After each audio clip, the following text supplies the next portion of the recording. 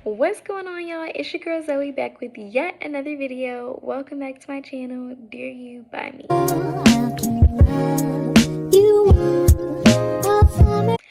Alright, so today's video is a story time.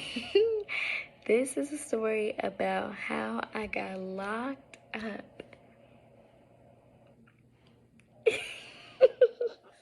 Okay, but for real, this is a story about the time that I went to the hospital for my mental health. Oh my goodness.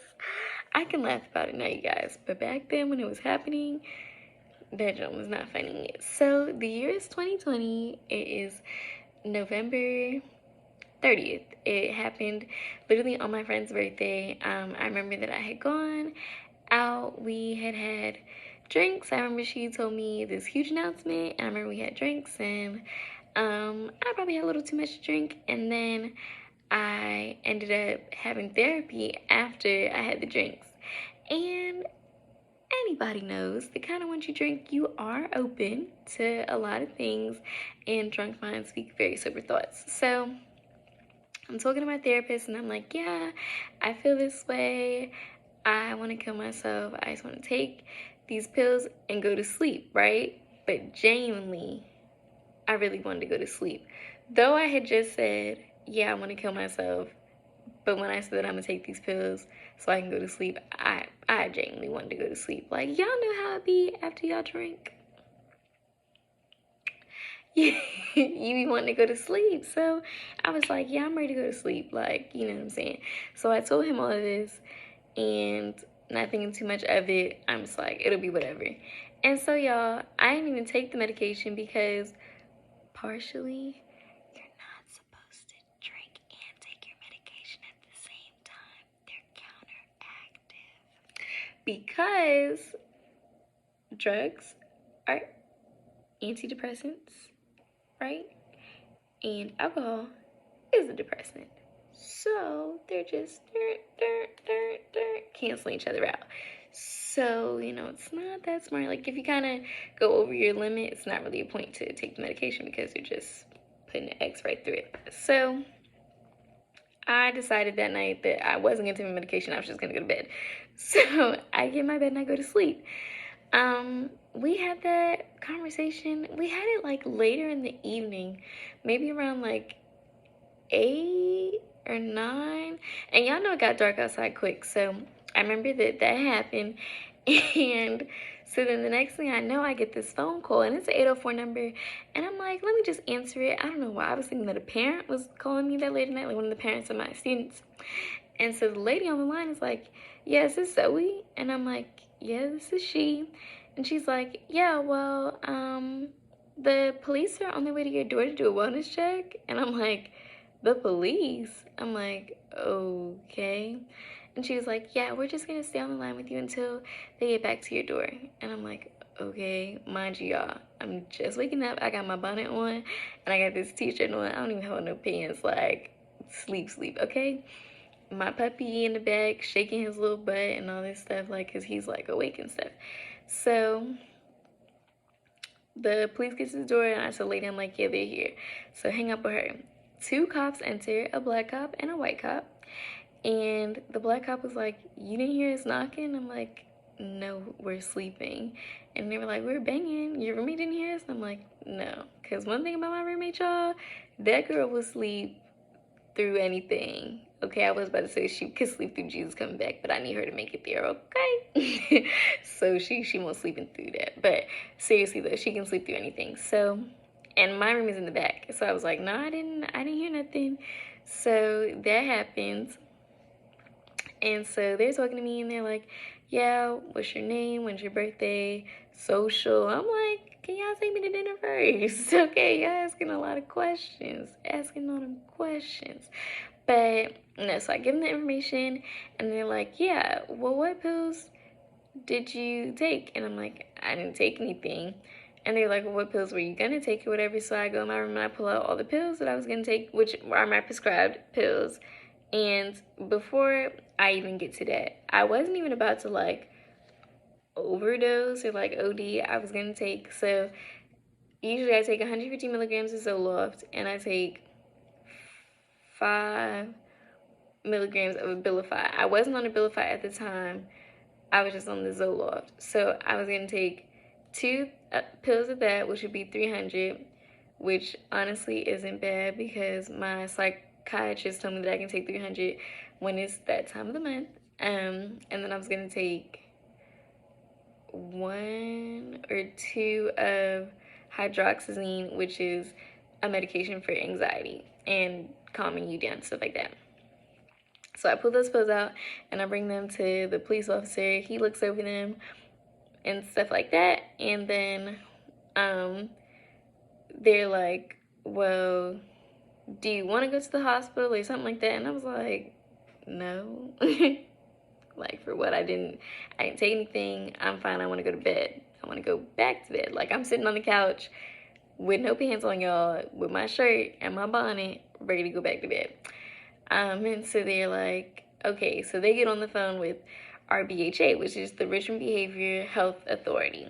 So there's the black officer's talking to them and the white officer's talking to me. He's like, yeah, like, you know, you've been dealing with this for a while. And I was like, yeah, you know, but I'm finally in therapy. I'm doing things to try, you know, get me back right and all this other stuff. And he's like, yeah, like, my wife, she deals with it heavy, but, you know, like, I had to learn to be there for her and, like, listen. And he was really encouraging me and stuff like that. So that was really nice. So the black cop comes back over and he's like, yeah, so you can talk to the lady or whatever. And I'm like, okay, so, like, what's up?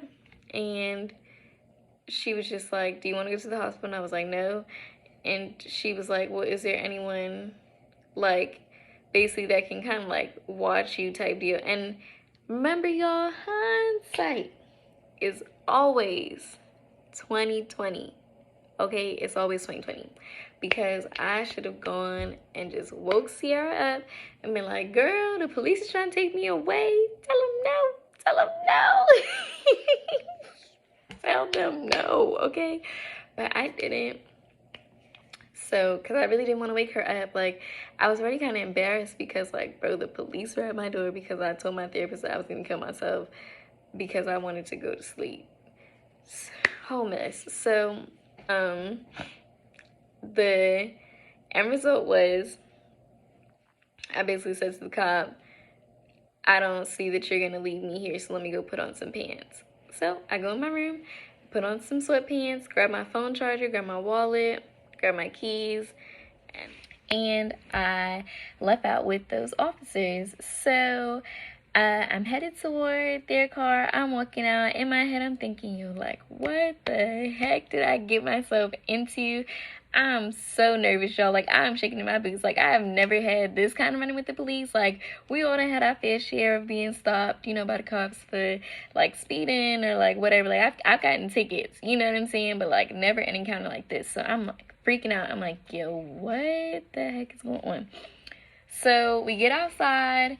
And they're like, you know, you're going to ride in the squad car with us, whatever. Like, they both drove separately. So they're like, you know, you're going to ride in the squad car, whatever, like that. And because there was no, like, shield between the front seat and the back seat, the black officer was like, I'm going to have to handcuff you, you know, because there's no shield right here. And so they patted me down, and then they handcuffed me. And literally I got into the cop car, and I immediately just wept. Like, I was crying. It wasn't like a full blown, but I definitely shed, like, you know, that one little thug tear. And I was just like, oh my gosh, like, what have I gotten myself into? So I remember this happened, and they drive me to the hospital or whatever, and we get there, and I'm like, yo, I don't want to be here. I'm not trying to go up to the nursing station to do triage and, like, you know, get exceptions to the hospital, none of that stuff. I remember going to, and let me tell you, it's nothing like how it is on TV. Like, it is nothing like that, okay? So just be mindful, So I remember going into this one room, and the lady was like, yeah, take off your clothes. Oh, if you have strings in your stuff, like, that has to come off. Like, you can't have no strings, no this, no that. Thank God I wore my Crocs. So I was wearing those. I had to take off my sweatpants, I think. Maybe I didn't. Maybe the sweatpants didn't have strings in them. Either way, I remember taking off my jacket, all this stuff. And she was like, and your phone. and your wallet and your charger. Like, she's taking them. And I was like, well, can I, like, tell somebody where I'm at first? So, like, I literally text one of my best friends, and I'm like, girl, I'm here, da-da-da-da. And mind you, it's, like, kind of late at this point. I don't even remember what time. At least it felt late. Like, it definitely felt late. But, so that happened. And then there was a phone in there, and I remember I was like, can I use the phone? So I get on the phone, and I call my friend, and I'm like, I'm at the hospital. I'm crying. I'm like, I'm at the hospital. I don't know if they're going to let me go home. Like, my therapist called the cops on me. Da, da, da, da. So then she's like, you need to tell your parents. So, mind you, y'all, Sophie and Cleve, I love them. But they be going to sleep early because they a little bit older. So, they were sleeping. But I still called, and I was like, yeah, I'm at the hospital. Like, I'll give y'all more, details hopefully in the morning or, like, something. Or when I go home, like, I'll just let y'all know. Y'all, so then like, it was an experience. So then literally they're in the hospital, and like, this is like their emergency room kind of part for like psychiatric patients, and there's no room. Mind you, we're in COVID times, okay? There's no rooms. All the rooms, there were 5 of them, were booked up. One man was freaking coughing in the room, and I'm like, bro. So I'm laying on this like hard, like, plastic groovy chair thing. Like, it was kind of like the wave chair. I was laying on that. I was cold. Y'all know I get cold easily at the drop. I was cold. I was hungry because y'all know I had drank, and you know after you drink you need to eat, like, so I'm hungry. And I just felt so out of place. There was this guy in there dealing with paranoia. He hadn't slept since Thanksgiving or Black Friday, one of the two. He ended up fighting one of the people that were in there twice. The police had to come and detain him, and this other man came in there who had set the Days Inn on fire, like one of the rooms. Like, it was just hectic. I was like, yo, God, I don't belong here. And I was like kind of shook up. Like, I was okay, I'm awake now. Like, all right, God, like, I was just playing, like, send me home, get me out of Egypt. Like, it was just a joke. Like, I'm sorry, I should have never said that I was gonna kill myself. Like, none of that stuff, because y'all, I was like, I do not belong here. Like, this is not my home. So I remember going up to the nurse, and I was like, so, like, do you think that I'll be able to go home? And it was a Black woman. She, like, really had a heart to heart with me, and she was like, if I was your sister and I told you that I was going to kill myself and all this other stuff, she was like, and you couldn't get to me, what would you do? I was like, I mean, I would try my best to get to you, but I was like, I guess I would call the cops. I don't know. And she was like, that's basically what happened. And she was like, do you really think you're going home? And I was like, no. And I was so sad, y'all. And I was like, well, can I at least have something to eat? Can I get a pillow and a blanket? And she gave me that stuff. And I remember I had to answer questions with this, I guess, like, doctor. And then I had to wait for RBHA to get on the phone to, like, see what they wanted me to do. RBHA never came, and the guy was like, because you, like, kind of threatened to commit suicide, like, they're probably going to admit you for a couple days anyways. And it's like 2 or 3 a.m. at this point. He's like, there's a room upstairs and you can have that one. And I'm like, all right, fine. If that gets me to my phone quicker, whatever gets me to my phone, y'all, you know, you be attached to your phone at the hip. So I'm like, whatever gets me to my phone the fastest, like, that's what I want. Because on TV and in the movies, like, people get to have their phones. Like, at least it's what I've seen. Like, you know, like, they get to have their stuff. So I'm like, I just want my phone. Like, that's it. Just give me to my phone. So 7 a.m. comes around, you know, it's shift change in the hospital. So 7 a.m. come around, and I don't even know what's happened. Several more people have come into the hospital. Like, it's just crazy. Because I was sleeping. I was like, I can't do this. I was able to get me some pizza, and I went to sleep. I had to get blood drawn because I was drinking. And then I had to get a COVID test before I was able to go upstairs. So then they, like, wheel me in this wheelchair upstairs. I'm just feeling so embarrassed. Like, I'm like, bro, like, they are really wheeling me in this, like, I can walk. Like, I promise I'll walk myself upstairs. Like, I won't try to, you know, elope or nothing like that. Like, I'll take myself upstairs. So they wheeling me, gets to the 3rd floor. I'm looking at, like, everybody. Mind you, I had just kind of woke up, and I still, like, didn't want to be there. And it didn't, like, kind of hit me until I got upstairs, like, yo, like, I am here. And I remember when I got up there, they're all eating breakfast, and this lady's going over the rules of the day and like the activities and stuff like that. And I'm just looking, and I remember going over.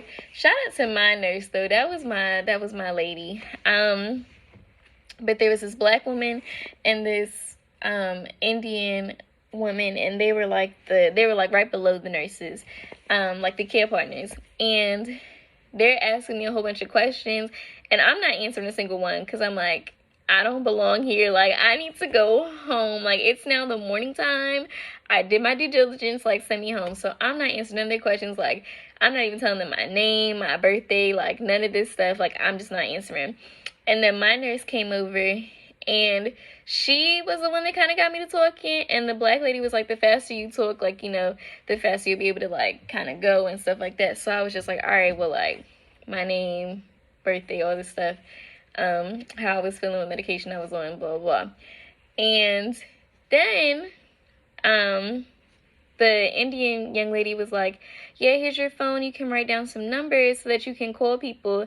And I remember, like, turning on my phone, and my friend had texted me, and, well, I'm getting emotional, y'all. My friend had texted me, and I'm, like, texting her, and I'm like, oh, my gosh, I can't believe, like, that I'm in here. Like, I want to go home. My parents had texted me, and I was just like, I want to go home. And I remember that whole first day, I literally spent crying. Like, I was, whoo, y'all, hold on.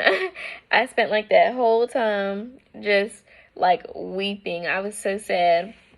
And I couldn't believe, genuinely, honestly, that I was there at the hospital because of what I had said. I was angry. I was just so upset. Like, I was so upset. I remember giving my phone back, my wallet, all my stuff. I get my room. My roommate was okay. There's literally nothing in the room, no pictures on the wall. It's just a window, 2 beds, and like a little dresser. The bathroom has like had a triangular door, so like it wasn't even like, it was a vinyl kind of door. And it was like diagonal like this, so you could see over the top, or like underneath the bottom. There was a toilet, sink, there was a shower with the curtain, but like the rod was like stuck already in between, and then I think it was like plastic rings that you could move the thing with. The water didn't even get all that hot. Like, if genuinely for me, being in there, being in the room with nothing on it, I was like, yo, I would go crazy. Like, that would make me go crazier when this is supposed to be a place to help me. Like, that's not helping me because there's nothing in it. There's not even a picture on the wall. Like, and for me, I don't necessarily want to hurt myself. Like, I'm just, like, I just have moments, you know what I'm saying? So, it was just really hectic. And I remember, like, I get on the phone, and one of the first people I call is Apostle. Shout out to Apostle Mike Hathaway at New Generation Church RVA. If you don't have a church home, you need to find you a home, and New Generation is a church for you. Okay, so he was the first person that I called, and thank God he answered. Y'all, that man is a busy man. He's a busy man, but he answered, and I'm just telling him, I'm like, I'm at the hospital, like, all this stuff happened. And he was like, it's going to be okay. And, like, we prayed together. And then I believe I called one of my friends, and I called my parents. And my parents came, got my keys. Or they got in contact with my roommate. They were able to give me some stuff. They brought me coloring books. They brought me clothes. They brought me toothpaste, toothbrush, like all my stuff. Soap, lotion, all this stuff. I got to talk to my mom and tell her. And the sad part is they couldn't come up to see me. I think that usually you can have, like, visitors and stuff like that because of COVID. Couldn't have no visitors. And that was also really hard. I think that would have been helpful because I know that all my friends would have came to see me. But, yeah, I spent, like, that whole morning weeping. I remember, like, sitting on top of this thing because I was trying to be on the phone, and this lady was like, get down from off the top of that, like, da-da-da, and I was just looking at her, and then, like, I went back and got on top anyways.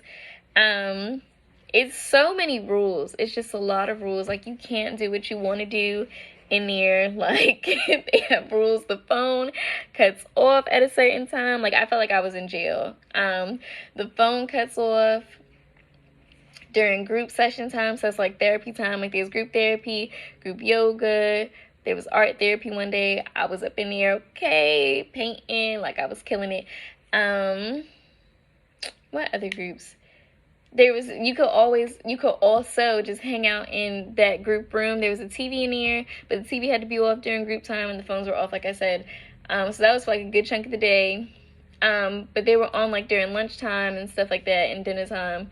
And then they cut off again around like 10 or 11. So I remember like I would call my friends and talk to them, and that was really helpful. They really helped get me through, for sure, like that time. And I remember like I was crying that first day, and I remember one of the guys in there, his nickname was Smooth, and he was like, "You all right?"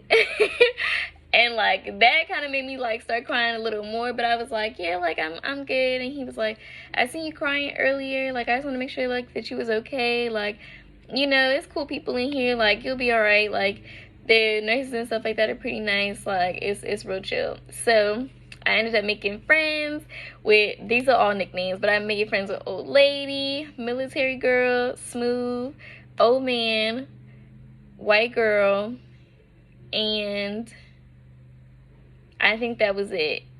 And then there was the Brainiac, because he was just really smart. And then this younger girl from New York. But like, I literally ended up making friends in there. They were like, oh, that's Little Miss Popular, because I was always on the phone. But I was just trying to get up out of there.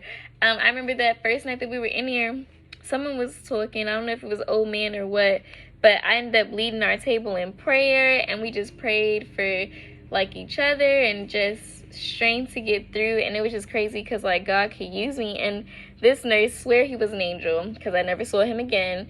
But I know, like, you know, people work certain shifts, but still I don't care.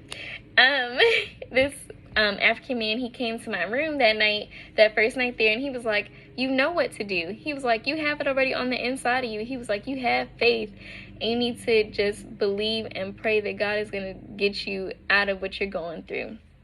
And I really needed to hear that, like, because I was losing hope. I was like, yo, there is no way, like, I don't even belong here. And he was like, and you know you don't belong here. And I was like, child, because as long as you know, like, as long as we're together that I don't belong up in here, like, it's going to be okay. But that was really something. And I remember telling my roommate, Sierra, I was like, because she's a nurse, shout out to her, shout out to all the nurses out there, actually. But I was talking to her, and I was like, yeah, like, they kind of like, not that they were yelling at me, but like, oh, it was just so like strict. And the way they were talking to me, my psychiatrist that they assigned me, I kept telling her I don't know, because genuinely I didn't know. And she was like, what do you mean you don't know? You're 24 years old, you should know something. And I literally got up and I walked away, because one thing about it, you are not going to talk to me any old kind of way. And I remember telling my roommate, I was like, I just don't understand. Like, we're dealing with mental health issues, right? So why are you going to sit here and try to berate somebody and become irate with somebody over the answers that I'm giving you? Like, I understand that you're here to help me, but first get to know me, get to understand my story and where I'm coming from.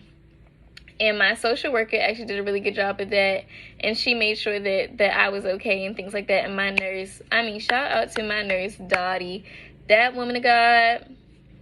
I mean, may the Lord God bless her hands and everything that she does, because she was really helpful. Whenever I was crying, like, she always came. I could call on her. She got me snacks. She got me juice, water, whatever I needed. Like, she really attended to me and made sure that I was good. I remember that first day, too, I was supposed to give blood or something like that, but, like, nobody had told me. And I was like, no, I don't want to. And they were going to mark me down as a refusal. And I'm like, yo, like, just because nobody has explained to me why we're doing this, like, I'm not just about to be giving you my stuff all willy-nilly. Like, y'all need to, you know, tell somebody what's going on. So it was just a whole mess. 10 out of 10, would not recommend. But in the same token, at the same time, I think that it really needs to happen, and I feel that I needed to be there in order for me to really just kind of stop and center myself and really just recognize, like, first of all, there's people out here worse than you. People are struggling with mental health. People are struggling, period. And just to really have more grace for myself and to know that I can grow and get through certain things and really be okay. I was there for 3 days, because on the 3rd day he rose. Amen. No, before I was there for 3 days. And boy, was I so happy when Sierra came to pick me up so I could go home. Gosh, I was so thankful. But yeah, it wasn't like in the movies. Didn't have my phone, couldn't have my phone. There was literally nothing in the rooms. And genuinely, like, if I personally, like I said, I feel like if you're already not sane, not having like kind of familiarity, even within a room, like, I get their first priority is safety, but I feel like there's a way to be safe without taking away everything from a person. Because literally sitting up in the room, all I would do in there was sleep, because I was like, if I stay in here, I'm going to go nuts. Like, I'm going to go crazy, because there was literally nothing in there. But all's well that ends well. We are on the other side. I feel like this story was a little long, but I hope that you guys sat through it and watched through the end. That moment really changed me, and I feel like it became a catalyst to jump-starting my overall progress to bettering my mental health. I'm in such a better space today. I'm taking my medication consistently. I'm in therapy consistently. I'm practicing my coping skills consistently. Like, things are really on the up and up. And I just want to encourage somebody, like, first of all, it is okay if you do seek medical help.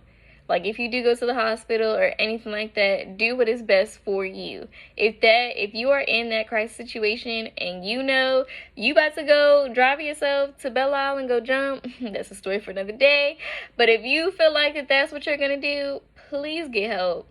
Call somebody, call anybody, call me, call your mom, call your brother, call your sister, call your uncle, call your auntie, somebody, call your daddy, call on Jesus, like, because he will answer you, let me tell you. But call on somebody and get the help that you need, because your mental health matters, you matter, your life matters, you are here for a reason, you are important, you have purpose, you are powerful, you are strong beyond belief, you are fearfully and wonderfully made, and your soul knows right well, okay? So I just want to encourage you guys just to really take care of yourself, take care of your mental. Like I said, you matter. And thanks so much for sticking through this video. Bye, guys.